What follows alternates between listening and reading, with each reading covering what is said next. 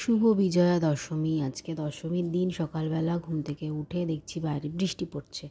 তো সারা পুজোতেই তো বলছিল বৃষ্টি হবে হবে, হয়নি। তো আজকের দিনটাই বৃষ্টি হচ্ছে। তো কী আর করা যাবে, আজকে যখন পুজো শেষ তখন বৃষ্টি মেনে নেওয়া যেতেই পারে।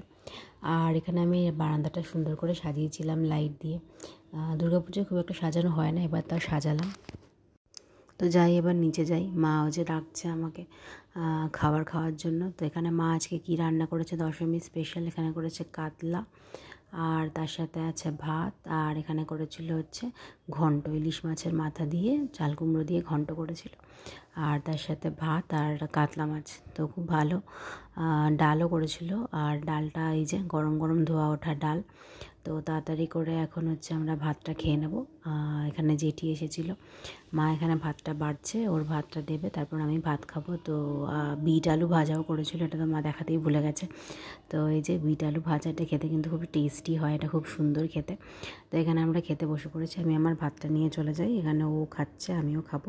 আজকে দশমীর দিন সন্ধ্যাবেলা একটু মার সাথে বসে গল্প করছিলাম আর একটু চা খাচ্ছিলাম, ভাবলাম সন্ধ্যাবেলা যাই বাইরে থেকে একটু ঘুরে আসি।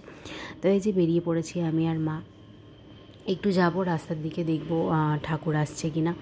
তো এখানে এই যে সন্ধ্যাবেলা বেরিয়ে একটু রাস্তার দিকে যাচ্ছি, আর গিয়ে তো দেখলাম খাবার দোকানগুলোতে প্রচণ্ড ভিড়। ভাবছিলাম কি খাবো না খাবো, তো খাবার দোকানগুলোতে এত ভিড় হয়ে পড়েছে যে একটু রোল নিয়ে চলে এসেছি। তো মা বাবা ওখানে খাচ্ছে, এখানে আমরা দুজনে একটু বসে চেয়ার্স করে রোলটা খেয়ে নিলাম।